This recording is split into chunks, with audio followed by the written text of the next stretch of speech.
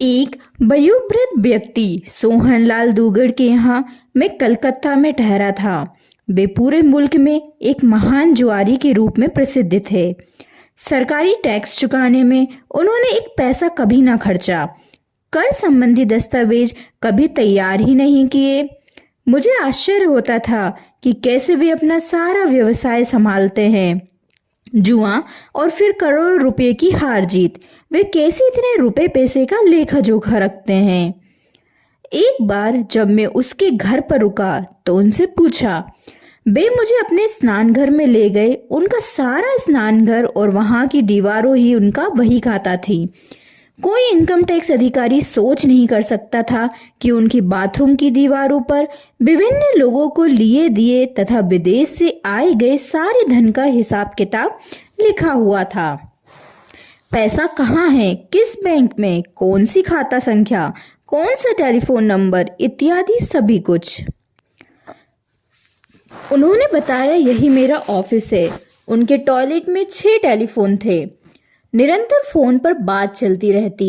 2 phone तो हमेशा उनके हाथ में ही होते थे। सोहनलाल ने मुझसे कहा, मैं एक ऐसे संप्रदाय से ताल्लुक रखता हूँ जिसका सर्वोपरि आध्यात्मिक लक्ष्य ब्रह्मचर्य है। 3 बार ब्रह्मचर्य व्रत का पालन करने की प्रतिज्ञा भी ले चुका हूँ। उस समय एक अन्य सज्जन मेरे साथ थे जो उनकी इस बात से बहुत प्रभावित हुए। जब सोहनलाल किसी काम से दूसरे कमरे में गए तो वे सज्जन बोले, कितना महान इंसान है, 3 बार शपथ ली। मैंने कहा, तुम नालायक हो। जब वे कह रहे हैं कि 3 दफे ब्रह्मचर्य की प्रतिज्ञा ली तो इसका सीधा सा मतलब है कि पहली और दूसरी बार असफल रहे। पक्का है कि तीसरी बार भी असफल रहे होंगे। वे सज्जन बोले, परंतु इसके बारे में इस ढंग से सोचा ही नहीं। मुझे तो बस यही ख्याल आया कि 3 बार, कितना महान। सोहनलाल वापस आए। मैंने उनसे पूछा, क्यों, चौथी बार क्या हुआ?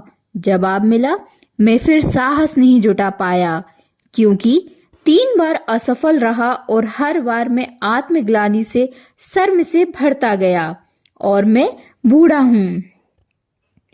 उस समय वे लोग 70 वर्ष के थे। धर्मसभा में सबके सामने खड़े होकर ब्रह्मचर्य की प्रतिज्ञा लेने में संकोच लगता है। लोग हंसेंगे यह देखकर कि 70 साल का बूढ़ा और वो भी चौथी बार कसम खा रहा है। मैंने कहा, कसम की कोई जरूरत नहीं है। तुम्हारे संप्रदाय और उसके प्रमुख नहीं जानते हैं कि ब्रह्मचर्य दमन के द्वारा तो असंभव है, लेकिन सेल्फ हिप्नोसिस के द्वारा संभव है।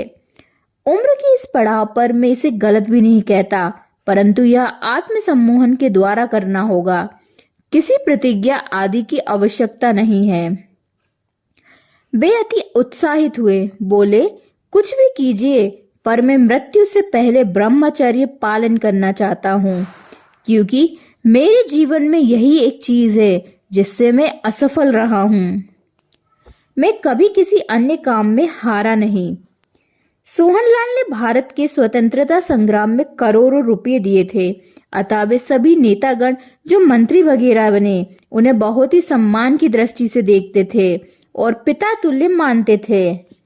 प्रधानमंत्री पंडित जवाहरलाल नेहरू ने उनसे कहा, अब तक तो ठीक था कि आप ब्रिटिश सरकार को टैक्स नहीं चुका रहे थे, पर अब तो यह आपकी अपनी सरकार है।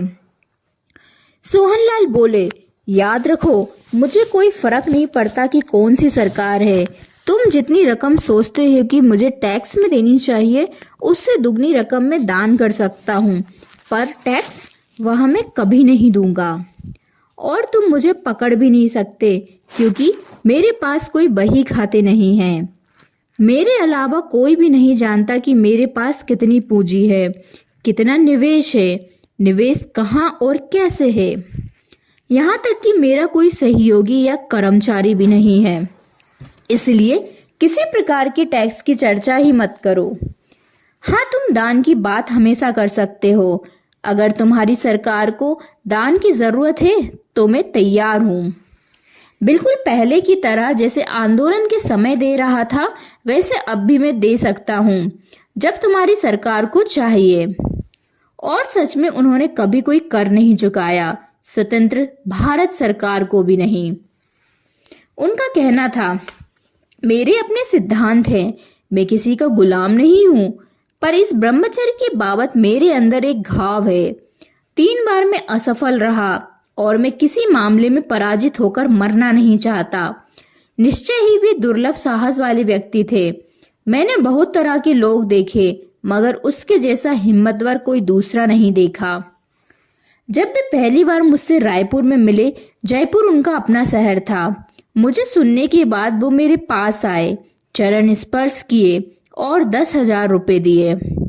मैंने कहा, मुझे रुपयों की जरूरत नहीं है, क्योंकि मैं अकेला यात्रा करता हूँ और मेरे अनेक मित्र हैं जो सारे खर्चों का, यात्रा, भोजन, आवास आदि का ध्यान रखते हैं।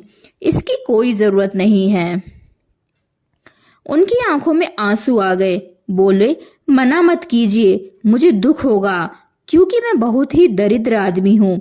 मेरे पास ऐसा कुछ भी नहीं जो मैं आपको दे सकूं, सिवाय धन के। मुझसे अधिक गरीब व्यक्ति कहीं नहीं मिलेगा। धन के अतिरिक्त और कुछ भी नहीं है मेरे पास। इसलिए जब कोई धन को इनकार करता है तो वह मुझे इनकार करता है। मेरे पास और कुछ तो है नहीं, कृपया अस्वीकार मत कीजिए। यदि आप इसे फेंकना चाहें तो फेंक सकते हैं। एक बार जब मैंने आपको दे दिया तो इससे मेरा कोई सरोकार नहीं है, कोई संबंध नहीं है। मैंने वह धन उस संस्था को दे दिया जो जयपुर में मेरे व्याख्यान आयोजित करती थी। उस दिन से वे बहुत बूढ़े थे। वे मेरे साथ मित्रवत हो गए। उन्होंने कहा, भारत के लगभग सभी बड़े शहरों में मेरे मकान हैं, तो आप जहां भी जाएं मेरे घर में रह सकते हैं। बस मुझे सूचित कर दीजिएगा, जिससे मैं भी वहां पहुंच सकूं। सभी महानगरों में उनके भव्य भवन थे, बम्बई, हैदराबाद, मद्रास, शिमला, कलकत्ता आदि। वे बोले, मैंने पर्याप्त से बहुत अधिक कमाया है, परंतु केवल यह ब्रह्मचर्य मेरे लिए असाध्य चुनौती है। मैंने कहा, यह बहुत ही साधारण सी बात है और इस आयु में उचित भी है। मैंने 2-3 बार उन्हें सम्मोहित किया और फिर बाद में सम्मोहन पश्चात सुझाव पोस्ट हिप्नोटिक सजेशन दिया कि आप स्वयं को सम्मोहित करने योग्य हो गए हैं। एक बार जब ऐसा सुझाव दिया जाता है तो वह व्यक्ति स्वयं को सम्मोहित होने के योग्य हो जाता है। कोई भी सामान्य सी युक्ति उपयोग लाई जा सकती है, जैसे 1 से 7 तक या 10 तक गिनती गिनकर अपने आप को में कहें, मैं 10 मिनट में इस तंद्रा से वापस आ जाऊंगा। इस बात को कभी भूले नहीं, अन्यथा वह आपको जगाने के लिए कोई ना होगा। मृत्यु तो नहीं होगी, किंतु हो सकता है आप कुछ समय सम्मोहन में इस प्रकार बिताएं जैसे नींद में बीतते हैं 6 से 8 घंटे।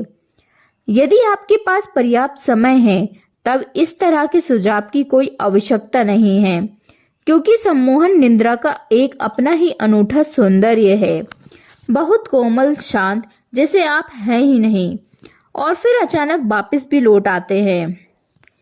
मैंने कहा कि सम्मोहन में जाने से पहले 3 बार दोहराए, मैं ब्रह्मचर्य का पालन करना चाहता हूँ और इतना भाव पर्याप्त होगा। 6 महीने बाद मैं दोबारा तुम्हें मद्रास में मिला तो पूछा, ब्रह्मचर्य का क्या हाल है? वे बोले, चमत्कार हो गया। बिना किसी प्रतिज्ञा के, बिना किसी आध्यात्म गुरु के पास गए, बिना किसी दोष स्वीकृति के, बिल्कुल सहजता से वासना गायब ही हो गई। मैं हैरान हूँ क्यों काम वासना मुझ पर इतनी हावी रही और अब मुझे याद तक नहीं।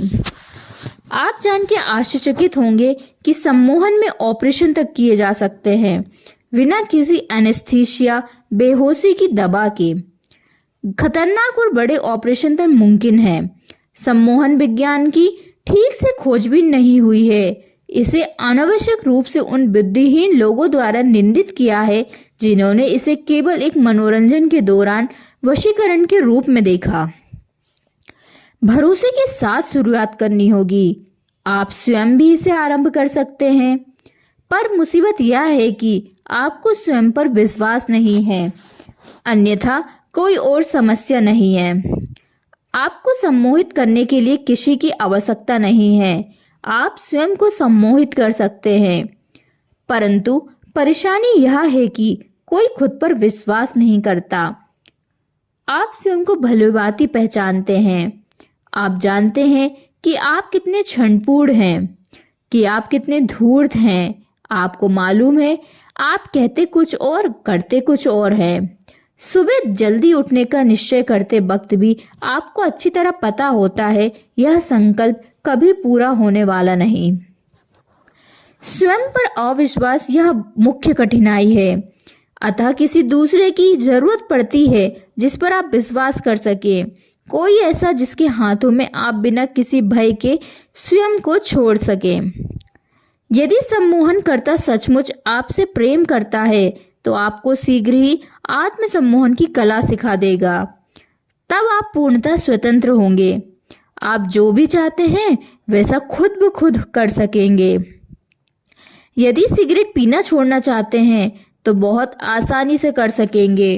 स्वयं में कोई ऐसा परिवर्तन लाना चाहते हैं जिसे आप पहले असंभव मानते रहें तो कोशिश करें और पाएंगे कि कुछ भी असंभव नहीं है। आपने बहुत बार तय किया है कि यह आदत बदलूं या वह संस्कार परिवर्तन करूं और हमेशा असफल हुए, क्योंकि निर्णय सदा चेतन मन में पड़ा रह जाता है और क्रिया हमेशा अवचेतन मन से प्रेरित होती है। दोनों कभी मिल ही नहीं पाते।